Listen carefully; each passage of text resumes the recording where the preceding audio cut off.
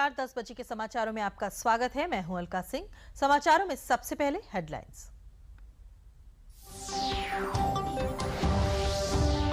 मुख्यमंत्री योगी आदित्यनाथ ने कल नेशनल ई-विधान का किया लोकार्पण। आज विधानसभा सदस्यों के प्रशिक्षण कार्यक्रम का शुभारंभ करेंगे लोकसभा अध्यक्ष।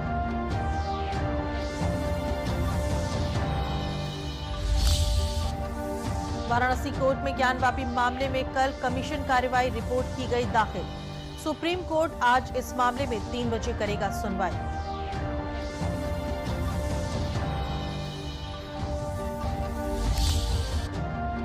समाजवादी पार्टी के विधायक आजम खां आज 27 महीने बाद सीतापुर जेल से हुए रिहा। रिहाई के वक्त प्रसपा अध्यक्ष शिवपाल सिंह यादव रहे मौजूद।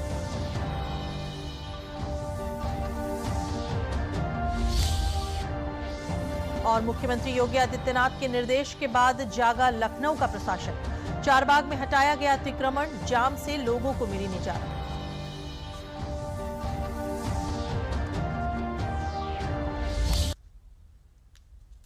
समाचार अब विस्तार से। प्रदेश विधानसभा में कल मुख्यमंत्री योगी आदित्यनाथ ने विधानसभा की गैलरी के सौंदर्यीकरण के कार्यों का लोकार्पण किया। इस दौरान नेशनल ई-विधान का भी लोकार्पण किया गया। मुख्यमंत्री योगी आदित्यनाथ द्वारा लोकार्पण के अवसर पर विधानसभा अध्यक्ष सतीश महाना भी साथ मौजूद रहे। आज मुख्यमंत्री विधानसभा मंडप में विधानसभा सदस्यों के ई-विधान प्रशिक्षण उद्घाटन कार्यक्रम में सम्मिलित होंगे। कार्यक्रम का शुभारंभ लोकसभा अध्यक्ष ओम बिड़ला द्वारा किया जाएगा। ये कार्यक्रम 2 दिवसीय होगा, जिसमें संसदीय परंपराओं, कार्यविधियों और प्रक्रियाओं से संबंधित प्रशिक्षण दिया जाएगा। ज्ञानवापी मस्जिद मामले में सुप्रीम कोर्ट आज 3 बजे सुनवाई करेगा। सुप्रीम कोर्ट ने वाराणसी की कोर्ट को तब तक सुनवाई न करने और कोई आदेश जारी न करने का निर्देश दिया है। वहीं वाराणसी कोर्ट में सर्वे रिपोर्ट पेश हुई। हालांकि अदालत ने 3 प्रार्थना पत्रों, सर्वे रिपोर्ट और आपत्तियों पर होने वाली सुनवाई सोमवार तक के लिए स्थगित कर दी है। वहीं ज्ञानवापी परिसर की कमीशन कार्रवाई रिपोर्ट सिविल जज सीनियर डिवीजन की अदालत में प्रस्तुत कर दी गई है। इसमें फोटोग्राफ और वीडियोग्राफी के साक्ष्य भी जमा किए गए हैं। As an officer of the court, it is not possible that the two courts in the country proceed together. The trial court is also dealing with the matter and the Supreme Court also. Therefore, I have given an undertaking that since Mr. Harishankar Jain is unwell and by tomorrow he'll recover completely and he'll be present in the court. So till tomorrow the matter may be adjourned, and I have only made an undertaking and given my undertaking that till tomorrow before the trial court our lawyers will not proceed. So let the Supreme Court first decide the matter, and whatever the Supreme Court will decide, accordingly we'll proceed further. मुस्लिम पक्ष की ओर से पेश वरिष्ठ अधिवक्ता हुजैफा अहमदी ने court से कहा है कि देश भर में कई मुकदमे दर्ज किए गए हैं और इसलिए इन सब पर आज ही सुनवाई होनी चाहिए। ट्रायल कोर्ट में भी सुनवाई आज होनी है। इस पर जस्टिस डीवाई चंद्रचूड़ ने कहा कि हम कल इस मामले को सुन सकते हैं। हम लोगों ने रिपोर्ट सबमिट कर दी है और जो वीडियोग्राफी, फोटोग्राफी हुई थी 3 बॉक्स में थी, सील्ड थी, वो सील्ड सहित हमने माननीय न्यायालय में सबमिट कर दी है। 10 से 12 पन्नों की रिपोर्ट होगी और उसमें वीडीए के स्किल्ड ड्राफ्ट्समैन द्वारा 3 फ्लोर का पूरा बना हुआ है मैप, और 1-2 मैप लेके आए थे वादी पक्ष के लोग, उसको भी मैंने सबमिट कर दिया, उस समय दिखाए थे, तो सब चीजें सबमिट है। सुप्रीम कोर्ट के आदेश के बाद वाराणसी की अदालत में ज्ञानवापी श्रृंगार गौरी मामले में गुरुवार को 3 प्रार्थना पत्रों, सर्वे रिपोर्ट और आपत्तियों पर होने वाली सुनवाई स्थगित कर दी गई। इन मामलों की सुनवाई अब सोमवार को होगी। इसके पहले सिविल जज की अदालत में special advocate commissioner Vishal Singh ने ज्ञानवापी परिसर में 3 दिन हुए सर्वे की रिपोर्ट दाखिल की।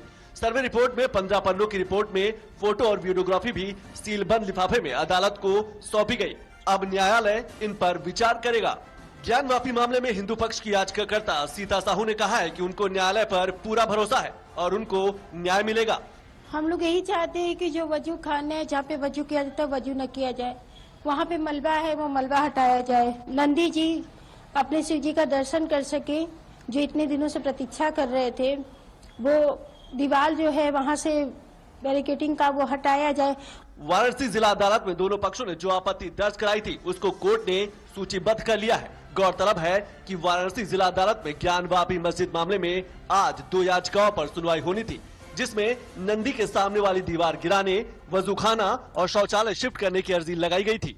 वाराणसी कोर्ट में सुनवाई से पहले एक और अर्जी दाखिल की गई। इसमें हिंदू पक्ष ने कथित शिवलिंग की पूजा की इजाजत के लिए याचिका दी है।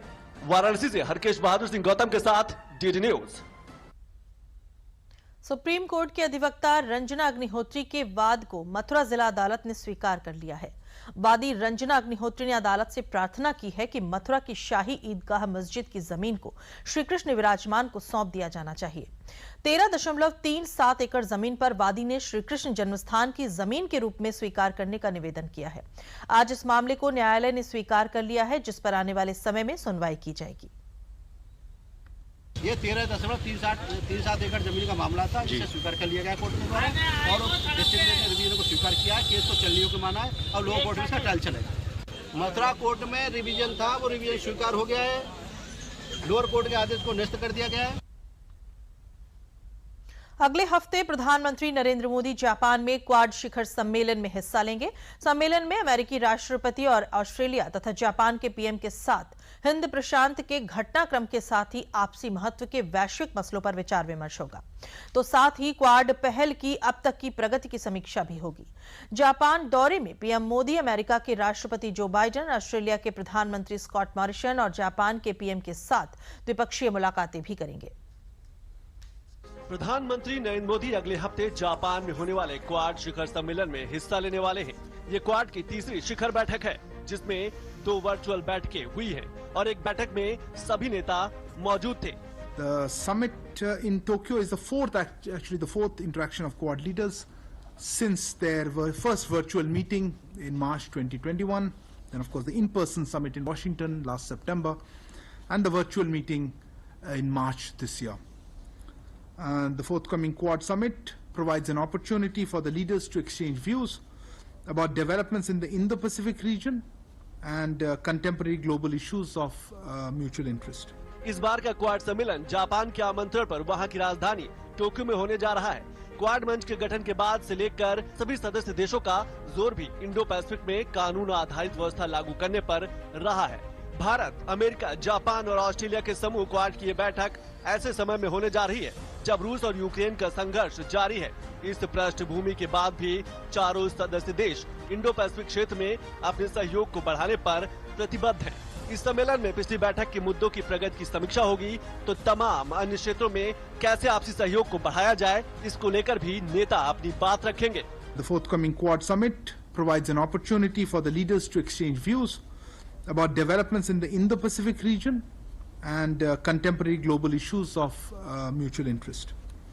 The leaders will review progress of Quad initiatives and working groups, identify new areas of cooperation, and provide strategic guidance and vision for future collaborations. प्रधानमंत्री अपनी जापान यात्रा में जहां क्वाड शिखर सम्मेलन में हिस्सा लेंगे, तो वहीं अमेरिका के राष्ट्रपति से लेकर ऑस्ट्रेलिया और जापान के प्रधानमंत्री से भी द्विपक्षीय मुलाकात का कार्यक्रम है। Prime Minister will have a bilateral meeting with the US President on 24th May.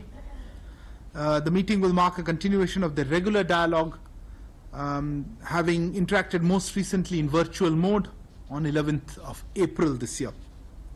The two leaders are expected to review the India-US strategic partnership and follow up on discussions held during Prime Minister's bilateral meeting with President Biden last September. Prime Minister is also likely to have a bilateral meeting with the Prime Minister of Australia. The two leaders, we would hope, would look at reviewing the India-Australia comprehensive strategic partnership and exchange views on issues. PM Modi Japan में भारतीय समुदाय के लोगों के साथ भी मुलाकात करेंगे, तो साथ ही बिजनेस समिट में भी हिस्सा लेने का कार्यक्रम। कृष्ण की नगरी मथुरा में प्रदेश के उप मुख्यमंत्री ब्रजेश पाठक ने कहा कि प्रदेश सरकार सभी मोर्चों पर लोगों का जीवन आसान बनाने के लिए काम कर रही है। उन्होंने कहा कि ज्ञानवापी हो या कृष्ण जन्मभूमि मामला, ये आक्रांताओं द्वारा नष्ट किए गए हैं। प्रदेश में भाजपा की सरकार है और कानून का राज स्थापित हुआ है। न्यायालय इन मामलों में जो भी निर्णय देगा उसे स्वीकार किया जाएगा।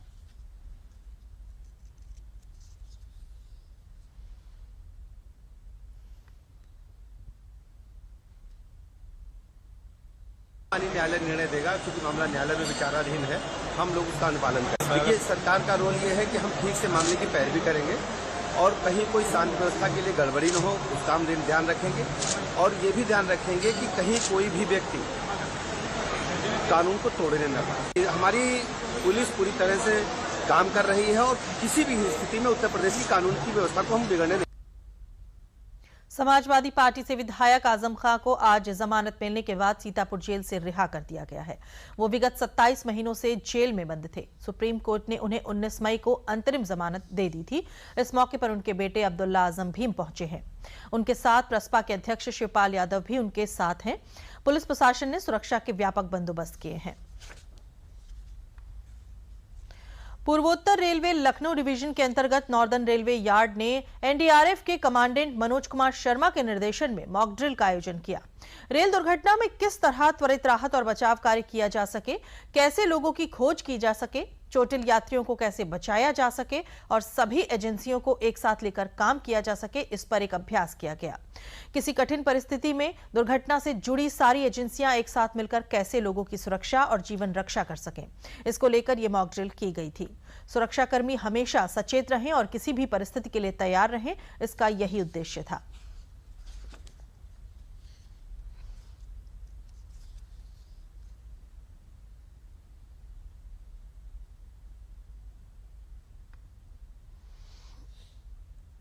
इस अभ्यास का उद्देश्य ये था कि यदि भविष्य में ईश्वर ना करे कि कभी कोई दुर्घटना हो, तो अगर दुर्घटना होती है तो जो विभिन्न एजेंसियां हैं उनके बीच में कैसे समन्वय स्थापित हो, समन्वय स्थापित करके हम कम से कम समय में जल्दी से जल्दी और ज़्यादा से ज़्यादा त्वरित यहाँ पर हम कार्यवाही अपनी कर सकें और ज़्यादा से ज़्यादा लोगों को हम बचा सकें। इसका जो मूल बिंदु है वो ये है कि हम जो भी हमारे विक्टिम हैं, जो भी हमारे पैसेंजर फंसे हुए हैं, उनको बिना गंवाए, बिना समय गंवाए हम उन तक मदद पहुंचा सकें। क्योंकि इस तरीके के एक्सीडेंट में एक गोल्डन आवर का कंसेप्ट है कि जो शुरू का पहला घंटा होता है वो बहुत ज़्यादा महत्वपूर्ण होता है। अगर हम जल्दी से विक्टिम के पास पहुंच जाएं तो हम उनकी जान बचा सकते हैं। ये एनडीआरएफ के साथ एक जॉइंट मॉक ड्रिल है लखनऊ डिवीज़न नॉर्दर्न रेलवे की, और इसमें किसी भी तरीके का जब कोई डिज़ास्टर होता है या कोई दुर्घटना होती है, उस समय हमारी जो टीम है, जिसका कार्य होता है कि हमें जल्दी से जल्दी रेस्क्यू ऑपरेशन करना होता है और रेस्क्यू करने के बाद फिर से हमको ट्रेन ऑपरेशन चलाना होता है। तो उसमें हमारे लोगों का रिस्पांस, हमारे लोगों की ट्रेनिंग और हमारे लोगों का जो उस समय जो व्यवहार या जो रिएक्शन होता है वो इम्पॉर्टेंट होता है। तो इस मॉक ड्रिल के ज़रिए ये देखा जा रहा है कि जो हमारी टीम है, जिसको हमेशा तैयारी की स्टेट में रहना चाहिए, वो कितनी तैयार है इस तरीके की सिचुएशन से निपटने के लिए। और इसमें एनडीआरएफ, चूँकि एनडीआरएफ के साथ ये हो रहा है और एनडीआरएफ एक बहुत ही प्रोफेशनल एक ऑर्गेनाइजेशन है डिज़ास्टर मैनेजमेंट के लिए, तो इसीलिए उनके साथ ये जॉइंट ऑपरेशन किया गया है। प्रदेश के उच्च शिक्षा एवं सूचना प्रौद्योगिकी विभाग के मंत्री योगेंद्र उपाध्याय ने प्रयागराज में विभागों की समीक्षा करते हुए कहा कि योजनाओं का लाभ आम आदमी तक पहुंचना चाहिए। 100 दिनों में 9 लाख टैबलेट और स्मार्टफोन वितरित किए गए हैं। 5 सालों में 4 करोड़ टैबलेट बांटे जाएंगे। वहीं रायबरेली में अखिलेश यादव की टिप्पणी पर पलटवार करते हुए कहा कि उन्हें हिंदुओं की आस्था पर चोट करना बंद कर देना चाहिए। उन्होंने कहा कि देश ही नहीं बल्कि विश्व के हिंदुओं की आस्था काशी, अयोध्या और मथुरा में है। प्रयागराज जाते हुए रायबरेली में उन्होंने ये बात पत्रकारों से संवाद करते हुए कही। यादव जी की बुद्धि पर पत्थर पड़ गए, इसका मतलब, क्योंकि जब वो इतने ऐतिहासिक विषय पर वो ऐसा बोलेंगे, काशी विश्वनाथ जी का प्राकट्य केंद्र है, अयोध्या प्रभु श्री राम का प्राकट्य केंद्र है, मथुरा श्री कृष्ण का प्राकट्य केंद्र है। यह पूरे हिंदू समाज के ही नहीं, पूरे हिंदुस्तान नहीं, पूरे विश्व के हिंदुओं के आस्था के केंद्र हैं। उनके बारे में अपमानजनक टिप्पणी उनको नहीं करनी चाहिए, ये मेरी उनको सलाह है। मेरठ में क्षेत्रीय सेवा योजन कार्यालय, औद्योगिक प्रशिक्षण संस्थान उत्तर प्रदेश, कौशल विकास मिशन और IIMT विश्वविद्यालय द्वारा वृहद रोजगार मेले का आयोजन किया गया। रोजगार मेले में 3265 अभ्यर्थियों ने रजिस्ट्रेशन कराया था। 965 युवाओं का कंपनियों ने चयन किया है, जिनको व्यावसायिक शिक्षा एवं कौशल विकास मंत्री कपिल देव अग्रवाल ने नियुक्ति पत्र वितरित किए। इस अवसर पर उन्होंने कहा कि आगे बढ़ने के लिए तकनीकी शिक्षा बहुत आवश्यक है। प्रधानमंत्री की प्रेरणा से व्यावसायिक शिक्षा पाने वाले लोगों को रोजगार के अवसर उपलब्ध कराए जा रहे हैं।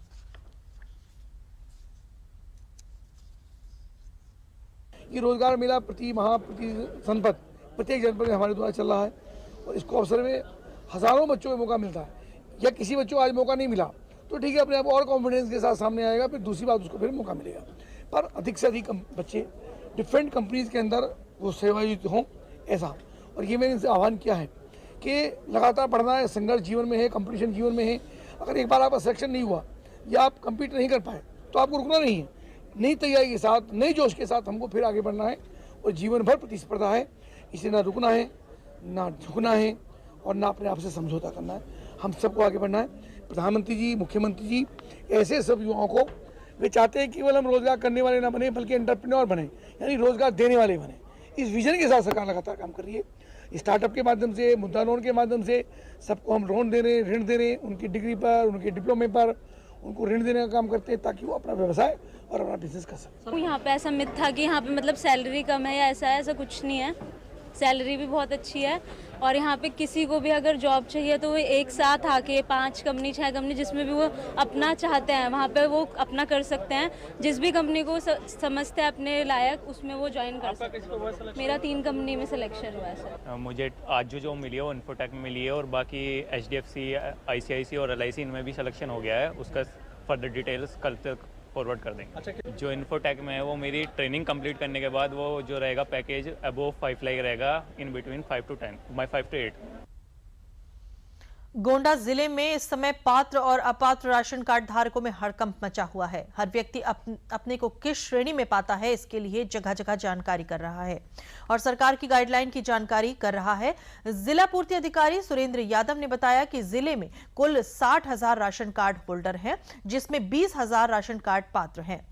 इसमें लगभग 9,000 लोगों ने अब तक कार्ड सरेंडर कर दिया है। उन्होंने बताया कि जिस व्यक्ति के पास 4 पहिया वाहन, tractor, cultivator, harvester, AC, income tax पेई, सरकारी नौकरी या पेंशनर है, ये सारे लोग अपात्र हैं। इनमें भी ग्रामीण क्षेत्रों में जिनकी आय 2 लाख से ज्यादा और नगर क्षेत्र में 3 लाख से ज्यादा है, वे अपात्र हैं। उनको राशन कार्ड सरेंडर कर देना चाहिए। शासन का ये निर्देश प्राप्त हुआ था कि ऐसे राशन कार्ड धारक जो राष्ट्रीय खाद्य सुरक्षा अधिनियम के अंतर्गत पात्रता की शर्तों को पूरा नहीं करते हैं, उनका सत्यापन करते हुए और उनके राशन कार्ड को डिलीट करने की कार्रवाई की जाए। लगभग अभी तक 9,000 लोगों ने अपने राशन कार्ड समर्पित किए हैं। इसके अलावा जनपद में राजस्व विभाग और ग्राम विकास की एक टीम बनाकर ग्राम में राशन कार्डों का सत्यापन भी कराया जा रहा है। जो अपात्र पाए जाएंगे उनके राशन कार्ड डिलीट भी किए जाएंगे। राष्ट्रीय खाद्य सुरक्षा अधिनियम में ये मानक निर्धारित है कि अगर किसी के परिवार में 4 पहिया गाड़ी है, ट्रैक्टर है, कल्टीवेटर है, हार्वेस्टर है, AC है, इनकम टैक्स पेई है या सरकारी नौकरी और पेंशनर है, जिसके परिवार में समस्त सदस्यों की आय 2 लाख रुपया ग्रामीण क्षेत्र में पर ईयर और नगरीय क्षेत्र में 3 लाख पर ईयर से अधिक है, तो ऐसे परिवार जो है एक्सक्लूजन क्राइटेरिया में आते हैं, यानी अपात्रता की श्रेणी में आते हैं। तो ऐसे लोग अपने आप राशन कार्ड सरेंडर कर रहे हैं। यूपी सरकार का ये आदेश है कि जिनके पास सरकारी नौकरी है और गाड़ी है, AC है और जो इनकम टैक्स भरते हैं, उन सारी योजना मतलब उनको इसके तहत कोई लाभ नहीं दिया जाएगा। इसलिए राशन कार्ड को यहाँ आके जमा करवाएं। इस आदेश का मैं स्वागत करती हूँ। मेरे हिसाब से जो गरीब हैं उनको मेरे हिस्से का चीज़ दिया जाए, तो गरीब लोग हैं उनको इसकी सुविधाएं मतलब ज़्यादा से ज़्यादा पहुँच पाएंगी। सरकार द्वारा नया आदेश जारी हुआ कि जिसके पास 4 पहिया वाहन, जनरेटर, पक्का मकान आदि है, वो अपना राशन कार्ड सरेंडर कर दे, अर्थात उनके खिलाफ वैधानिक विरुद्ध कार्रवाई की जाएगी। तो इसलिए हम जिला पूर्ति अधिकारी कार्यालय गोंडा आकर अपना राशन कार्ड सरेंडर कर रहे हैं और सरकार का जो आदेश है उसका हम पालन कर रहे हैं और स्वागत कर रहे हैं। NIA कोर्ट ने कश्मीरी अलगाववादी नेता यासीन मलिक को टेरर फंडिंग मामले में दोषी करार दिया है। कश्मीरी अलगाववादी नेता यासीन मलिक को गुरुवार को दिल्ली की एक NIA अदालत ने टेरर फंडिंग मामले में दोषी ठहराया। सजा की अवधि पर बहस 25 मई को होगी। ये पहली बार है जब आतंक के किसी मामले में यासीन को दोषी ठहराया गया है। कोर्ट ने NIA से मलिक की वित्तीय स्थिति पर रिपोर्ट सौंपने का भी आदेश दिया है। कोर्ट ने मलिक से भी वित्तीय स्थिति पर रिपोर्ट मांगी है। मलिक को अदालत में सुनवाई की अगली तारीख से पहले वित्तीय संपत्ति पर एक हलफनामा प्रस्तुत करने के लिए भी कहा है। 10 मई को पिछली सुनवाई में अदालत ने कहा था कि मलिक ने आजादी के नाम पर जम्मू कश्मीर में अलगाववादी और अन्य गैरकानूनी गतिविधियों को अंजाम देने के लिए दुनिया भर से फंडिंग के नाम पर पैसे लिए हैं।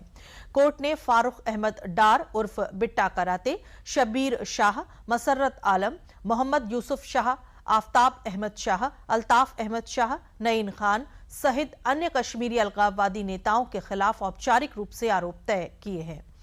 आरोप पत्र लश्कर तैयबा, एलईटी के संस्थापक हाफिज सईद और हिजबुल मुजाहिदीन के प्रमुख सईद सलाउद्दीन के खिलाफ भी दायर किया गया था, जिन्हें मामले में भगौड़ा घोषित किया गया है। यासीन मलिक एक अलगाववादी नेता हैं और Jammu Kashmir liberation fund JKLF से जुड़ा है। वो कश्मीर की राजनीति में हमेशा से ही सक्रिय रहा है। उस पर युवाओं को भड़काने और हाथों में बंदूक लेने के लिए प्रेरित करने का भी आरोप है। मलिक पर 25 जनवरी 1990 को श्रीनगर में वायुसेना के जवानों पर हमला करने का आरोप है। इस घटना में 40 लोग घायल हुए थे, जबकि 4 जवान शहीद हो गए थे।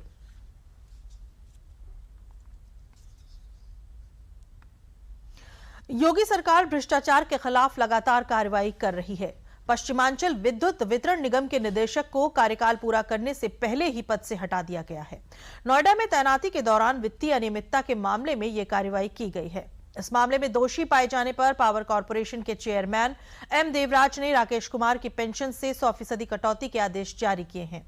चेयरमैन को उनके पद से हटाने की संस्तुति के लिए फाइल शासन भेजी थी, जिसे मुख्यमंत्री योगी आदित्यनाथ और ऊर्जा मंत्री AK शर्मा की संस्तुति के बाद इन्हें पद से हटा दिया गया है। हापुड़ में केंद्र सरकार की खेलो इंडिया मुहिम का असर धरातल पर दिख रहा है। तैराकी में प्रतिभा करने वाली खिलाड़ी रिया वर्मा कांस्य पदक प्राप्त कर हापुड़ का नाम रोशन कर रही हैं। ये हापुड़ के जिमखाना तरनताल में तैराकी का अभ्यास कर राष्ट्रीय स्तर पर पहुंची हैं। कई खिलाड़ी इनको प्रेरणा स्रोत मानते हुए आगे बढ़ रही हैं और आने वाले समय में ये खिलाड़ी राष्ट्रीय और अंतर्राष्ट्रीय स्तर पर अपना नाम रोशन करेंगे।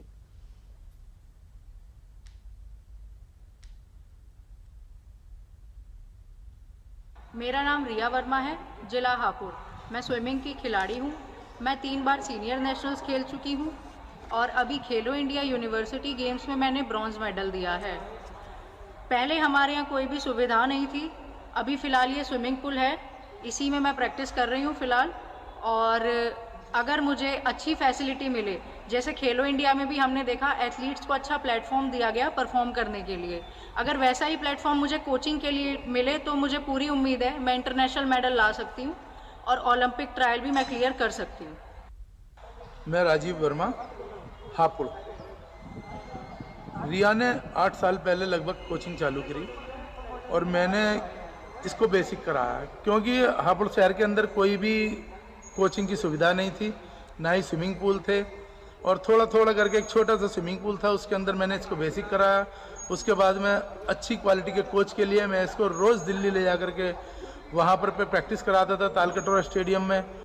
मेरा नाम अहान वत्स है और मैं हापुड़ ज़िले का रहने वाला हूँ।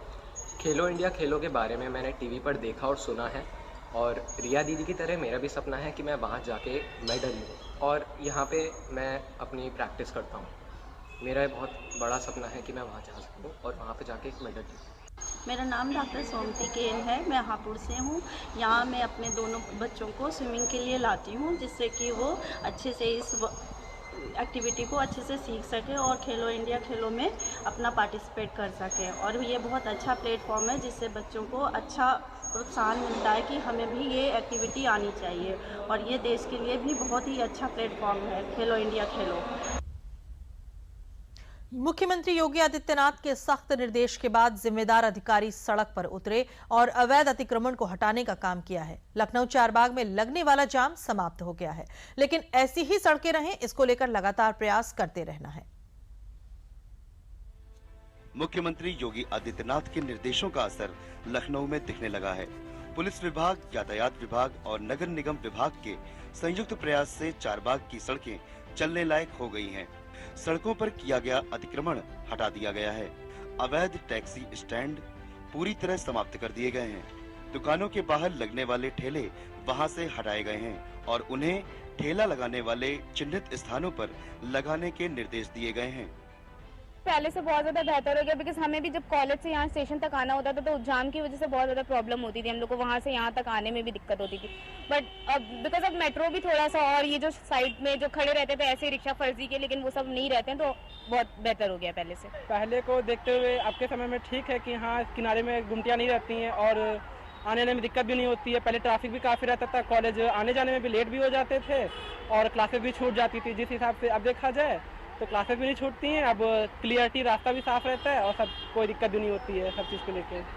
अतिक्रमण को लेकर कि ताकि रोड साफ रहे, रोड जनता के लिए उपलब्ध रहे हमेशा, यह शासन की सर्वोच्च प्राथमिकता है। इसके क्रम में चूँकि चारबाग सबसे व्यस्त क्षेत्र है, यहाँ पर नियमित रूप से कार्यक्रम चलाया जा रहा है। अतिक्रमण मुक्त कराना चारबाग को हमारी प्राथमिकता है। इसी के क्रम में आज यह कार्यक्रम, यह अभियान चलाया जा रहा है। जो काम मुख्यमंत्री के निर्देश पर हुआ है, इस काम को लगातार किए जाने की आवश्यकता है और इसी के लिए यह विभाग बनाए गए हैं। अब देखना यह है कि 48 घंटे में जो सड़कें साफ कराई गई, उन सड़कों पर 48 घंटे बाद कब्जा होगा या नहीं। Bureau report, DD news, Lucknow. जनपद फतेहपुर के विभिन्न प्राथमिक व उच्च प्राथमिक विद्यालयों के छात्र ने सड़क सुरक्षा के प्रति जन जागरूकता रैली निकालकर लोगों को जागरूक किया। इस रैली का मुख्य उद्देश्य जनमानस को दिन प्रतिदिन सड़क हादसों में हो रही वृद्धि को लेकर जागरूकता लाना है। छात्र छात्राओं ने रैली व पेंटिंग प्रतियोगिता के माध्यम से लोगों को सड़क सुरक्षा नियमों की जानकारी दी। इस अवसर पर लोगों को सड़क सुरक्षा की शपथ दिलाई गई।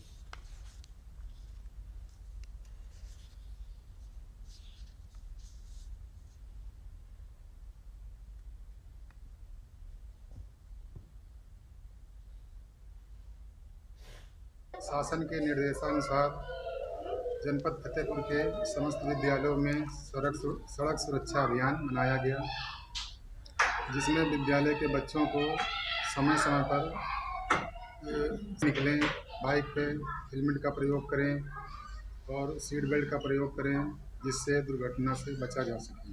अभियान को चलाने के लिए बच्चों के द्वारा स्लोगन और रैली निकाली गई। में यातायात की दुर्घटनाओं में बहुत ही अधिक संख्या में लोग हताहत होते हैं, तो उस चीज़ को किस प्रकार से कम किया जाए, उसको कम करने के उद्देश्य से जो आने वाली पीढ़ी है उसको जागरूक किया जाए और जो वर्तमान में पीढ़ी चल रही है उसको उनके पाल्यों के माध्यम से किस प्रकार से हमें ज्ञानार्जन उनका कराना है। इस हेतु विगत 2 दिवसों में कई कार्यक्रम कराए गए, जिनका प्रतिफल आने वाले समय में देखने को मिलेगा।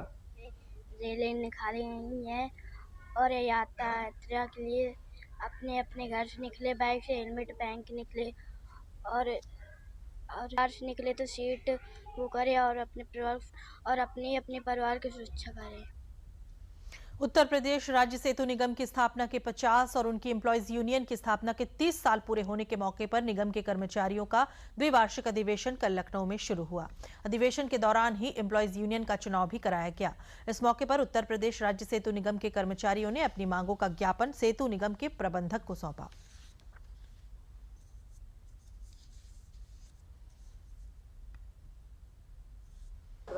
आज का सेतु निगम एम्प्लॉय यूनियन का द्विवार्षिक चुनाव वर्ष 2022-24 है। कोविड-19 की वजह से 2020 में चुनाव नहीं हो पाया था और इत्तेफाक से इस साल हमारे सेतु निगम की स्थापना को 50 साल पूरे हो गए हैं और हमारी एम्प्लॉयज़ यूनियन के 30 वर्ष पूरे हो गए हैं। जो प्रोग्राम किया है इसमें एक कर्मचारी उत्सव भी है, स्वर्ण जयंती समारोह भी है, हमारा द्विवार्षिक चुनाव भी है। ये कार्यक्रम हमने रखा है।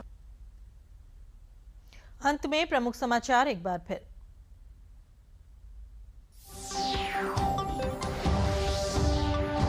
मुख्यमंत्री योगी आदित्यनाथ ने कल नेशनल ई-विधान का किया लोकार्पण। आज विधानसभा सदस्यों के प्रशिक्षण कार्यक्रम का शुभारंभ करेंगे लोकसभा अध्यक्ष।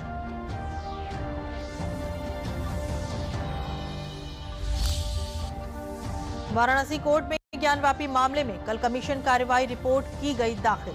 सुप्रीम कोर्ट आज इस मामले में 3 बजे करेगा सुनवाई।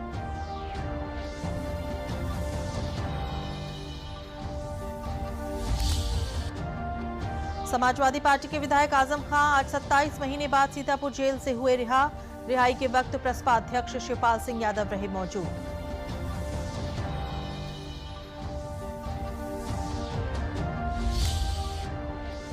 और मुख्यमंत्री योगी आदित्यनाथ के निर्देश के बाद जागा लखनऊ का प्रशासन। चारबाग में हटाया गया अतिक्रमण, जाम से लोगों को मिली निजात।